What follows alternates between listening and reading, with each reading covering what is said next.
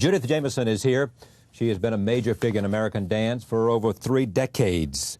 She was handpicked by Agnes DeMille for her first professional role at the age of 21. Shortly after she joined the Alvin American Dance Theater, that was 1965. He created some of his most memorable roles for her, including the 1971 solo Cry. She rose to fame with the company before leaving for Broadway in 1980. She later became a choreographer in her own right and founded her own dance company. After Alvin Ailey's death in 1989, she dissolved her group to become artistic director for his company. This year it celebrates its 40th anniversary, and I am very happy to have Judith Jamison back at this table. Welcome. Thank you. Long time. Long time. Too long. Now, here's what's interesting. Look at all this. Now, this is the Alvin playbill from City Center. Yes, Alvin Ailey, American Dance Theater, 40th anniversary with Dwana Smallwood on the cover. Now, here, and what else should we say except here comes Dance Magazine. Dance Magazine with Dwana Smallwood on the cover. And you want to make the point that... I want to make the point that in December issue of Dance Magazine, this is a real boon for us to have this happen, because a black woman on the cover of Dance Magazine in December is unusual. And that usually it's Nutcracker. Yeah. You know, Nutcracker's going on in December. Right. So is Alvin Ailey for the past 40 years. But this is quite unusual. And a guy named Richard Phelps, we thank very, very much for that. I'm just happy to have all this stuff here. Now, what is this? The CD. Finally, you can buy Revelations and various works that I chose. A musical retrospective of 40 different years ballets, of dance. 40 years of music. It's our CD, waiting for a lifetime to have this thing happen, and it finally did. So this is a great year for... This is sensational. For Judith Jamison, huh? This is something that I've been dreaming about for a very long time. Really? Oh, yes. Dreaming. To have all of this come together this way, the CD released at Tower, the Dance Magazine cover, 40 years of opening night of raising $1.3 million. How long has this been out, this autobiography? Gosh, I think that was 94. 94. Jackie Onassis was my editor. She asked me to do that. She gave you this time of writing this memoir? Did. Yes, she autobiography? Did. Yes, she did. She did, and I dictated it. Did she edit it? Yes, she did. Yes, she did. For Alvin? Yes. You remember him how? I remember him as a giant bear of a man with a generous heart. So generous, I didn't know how generous he was until I became the artistic director of the company. Alvin put up with so much from these young, vibrant dancers in order to let them know who they were as human beings and how much of a contribution they could make to the world as dancers. He really dealt with our personalities. I mean, we were not easy. No dancer is easy because of what you're asking them to do. But he was so generous in allowing us the space to grow as dancers, but really as human beings. And I remember him and thank him for that, mostly. His genius, of course, as a choreographer, and me being his muse was great, but also giving the opportunity to people like my associate artistic director, Masazumi Chaya, who's been with the company for 26 years, to give him the opportunity to be a rehearsal director, to dance with the company for 15 years. And then I made him the associate because he deserved to be the associate. He and numerous dancers in the company returned on our opening night, December 2nd, to celebrate Alvin's gift to us, the legacy that modern dance, all dance, came from people, actually, and should be returned to people. Is it a miracle that you survived for 40 years? I think it's just and right that we have, and I think by our own perseverance and our survivor attitude that we've benefited from audiences that love us, from a board that is totally dedicated to making sure that we stay alive, and from young people and fans, generations of fans that will not let us die, and corporations who believe that there is still something to say about the modern dance experience, and certainly the African American experience. The reason I said, is it a miracle, is simply because of the fact that it is not necessarily enough to have a lot of talent. Oh, no. No. You know, Well, as of you course know better not. than anybody. Well, of course not. No, you You can know, have all that talent and be in a closet someplace and Somebody nobody will has know to see it. you, somebody has to believe in you, somebody has to have the means to help you, et cetera, et cetera. People believe in the fact that we have a dance center that, you know, has 3,000 students running through it every year, and it's an open school, and you can be professional in it, and you can have absolutely no talent and come and study. They believe in the fact that we started a Bachelor of Fine Arts degree program. Did you know that? No, I didn't. With Fordham University. You can now get a degree in dance, Bachelor of Fine Arts degree. From the Alvin Ailey American Dance Center, you can do anything. You can teach, you can join a company, you can write about dance, you'll be a historian, you know about music, you know how to be creative in this life by the time you leave. You know something about the arts. You know something about that light that breathes in all of us. Listen, what do you say, what's the signature of Alvin Ailey's dance company that separates it? There are dancers on stage that are very interested in conveying something about who they are as human beings, so you will recognize yourself as being a part of this journey that we're all on. I don't ask dancers to join the company to do steps. Well, you can get robots to do steps. What separates these dancers is that they're human beings first. I am interested in them transcending their technique so that they can inform you about your humanity. That's what's different about an Ailey performance. When you leave an Ailey performance, you should feel as if your perspective has been changed. You should feel a little oblique, a little differently than when you came in. You see something differently. Absolutely. Feel Absolutely. something But different. that, to me, is what the arts are supposed to do. And Change. Change. The arts are supposed to Make one feel different. Make one have another perspective. Make one question. Make one feel as if they've seen the world through other eyes. Dance to you is the art form you love most because? Because I can tell you something about yourself that you don't know or that you've forgotten. And I speak of Through that. dance. Absolutely. And I don't have to say a word to do it.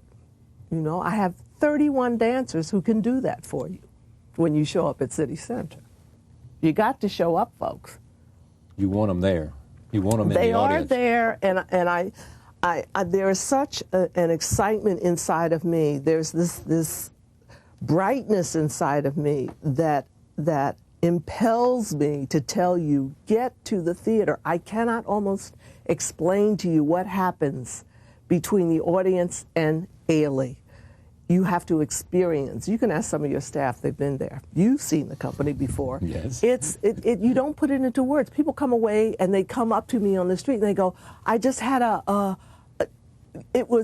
they don't have the words for it, but they know they've been bathed in an experience that was warm and touching and moved them emotionally and made them think. And that to me is what we do. Otherwise, we're not doing what we were supposed to do. We're also bringing people together that wouldn't be together. They're communities that come together that wouldn't necessarily have come together had they not been in the audience of Alvin Ailey. Alvin Ailey, the man. How was he different? What do you say about him? Humanist. He's a humanist. I mean, that's the key. It's very simple. It's not complicated with him at all. He understood people. When we were in a studio, when any dancer was in a studio with him, his ballets were about people. They weren't about trees. They weren't about, the grass. They weren't about the sky. They were about people and everything they could possibly feel looking at that sky or looking at that tree or feeling that pain or that angst or that joy. But he was about contributing what it was to really feel everything right here, deeply. Feel it deeply, not in a superficial way, but be as passionate and committed about what he was giving us and put it on a stage and dance it. And that's why we have Adwana Smallwood here. Yeah. who's dedicated as the other dancers. Let me show in it the this way, company, because they'll see the back of this magazine. That's not Duana Small. No, that isn't. No. Has dedicated her life. I mean, dancers dedicate their lives to convey this truth about their humanity and to share the light that we all have inside. What have you added to the company since you have been in control? I've extended everything that was the vision in the first place. For Extended instance, the vision.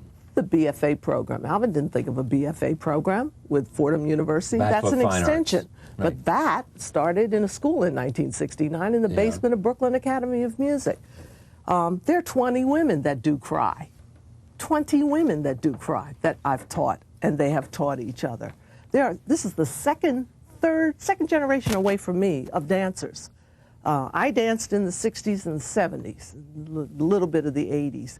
These dancers are 22, 23, 61. 61. Oh, well, I shouldn't even. Well, let me put it this way.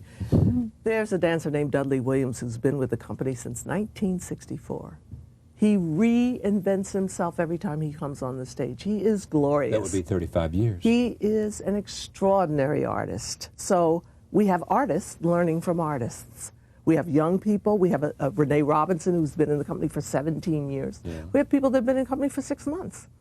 They're all learning from each other, and they're all a part of the extended vision of Ailey, from the school to the first company to the repertory ensemble. Sylvia Waters, 12 dancers, 18 to 22. How did you know you were up to this?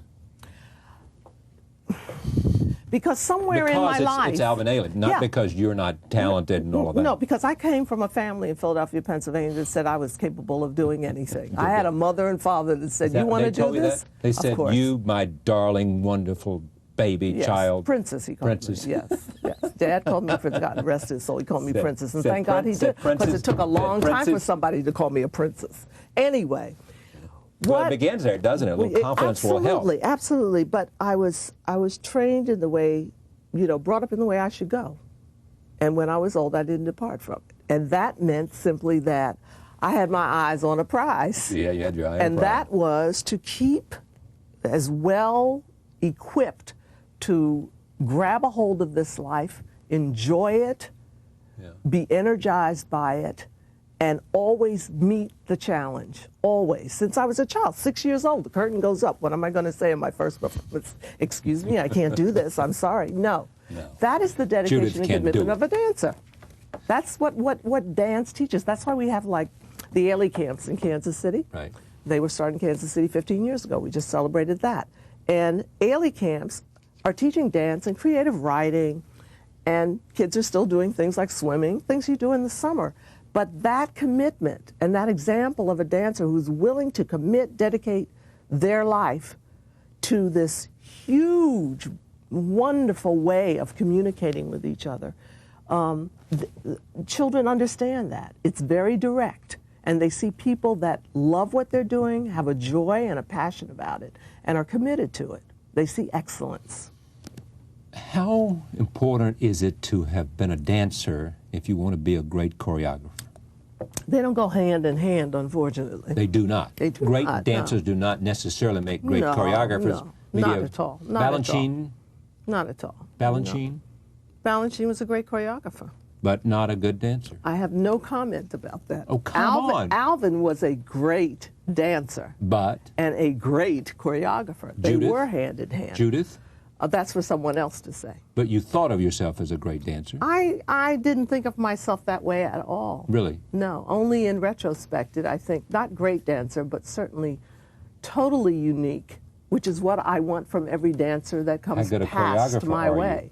Totally unique. Unique? Absolutely unique. Is that better than good? That is called my singular voice.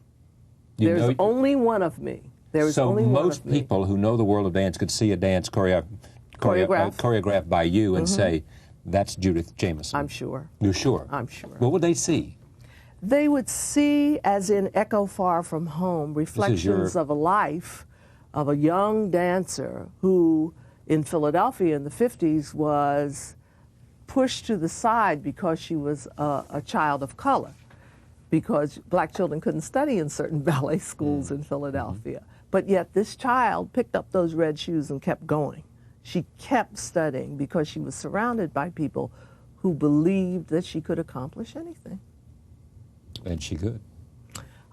She's still trying to do that, and she's doing it with great support and help from some of the most wonderful, accomplished dancers, staff, and crew that has ever surrounded an artistic director. Do we include Dwana Smallwood in that group? We include Dwana, we include Yuri Sands, Renee Robinson, Matthew Rushing. I can go on, of course.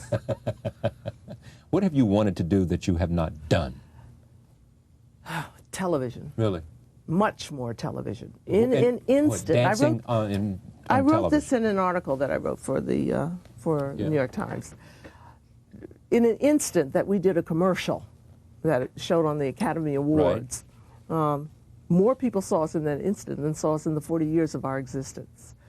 There should be a way that we should be in the forefront of exploring situated movie, television, whatever. Just as I grew up with Milton Cross, you know, every Sunday, these young people should be able to see the Alvin Ailey American Dance Theater. Absolutely. Like that. Absolutely. Like that. Right. Echo was hard to do because it was autobiographical? Yes, very difficult to do. Painful or just sort of what? Wrenching. Wrenching. Wrenching, because the creative process does not necessarily dictate itself to you. Well, this is how mother is going to act. This is how father is going to act. But in the creative process in the studios, things develop. That's what's so wonderful. Things become new to you. Things that you thought were not there are there. And so there was always a sense of discovery in that process. To be a great dancer, you have to be born yes. with certain physical qualities. Yes. Otherwise, you can't be a great dancer. Absolutely.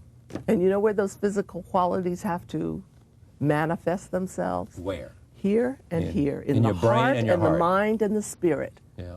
That great dancing, and there are very few great dancers in the world, are bigger than their corporeal selves. You don't remember necessarily what that body looked like, but you remember what the feeling was. The single best dance performance you ever saw? That's an impossibility. You can't name one? No. Okay, you've seen a lot of good ones. Very many. Other than Alvin, who now has not here that you would most like to see if you were going to the ballet tonight? If I was going to go see a performance? Yeah. Who would I most like to see? Would it be Nureyev? Would it be... I mean, it can't be Alvin. No. Who would it be? It would be Matthew Rushing, Yuri Sands, Renee Robinson, Dwana Smallwood, Bernard Gaddis. People that dance for you now. I am thrilled when I'm sitting in the audience. I'm very proud of my dancers. I'm very proud of their commitment. I love them to death, as you can tell. Yeah. And I encourage all to share my enthusiasm with them. They are divine. And As so, Alvin called us a long time ago, you know, he called us gods and goddesses. Yeah. And he really meant it. We had the gift of God with us. And we really felt obligated to share that. I have dancers of this generation that feel the same way. They're all very special to me. thank you for coming. Thank you. Judith Jamison, Alvin Ailey dancers, thank you for joining us. See you next time.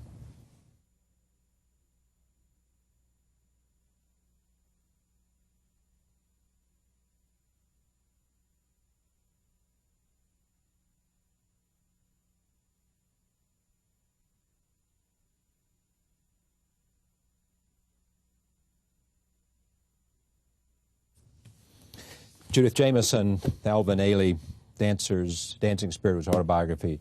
She wants you to know that the Alvin Ailey Dance Company is celebrating its 40th anniversary, December 2nd to January 3rd, American Dance Theater. Did I say that Alvin exactly? Ailey American Dance Theater. Alvin Ailey American Dance Theater, 40th anniversary. Thank you for coming. Thank you. Take a look at this clip. My thanks to Judith Jamison. We'll be right back. Stay with us.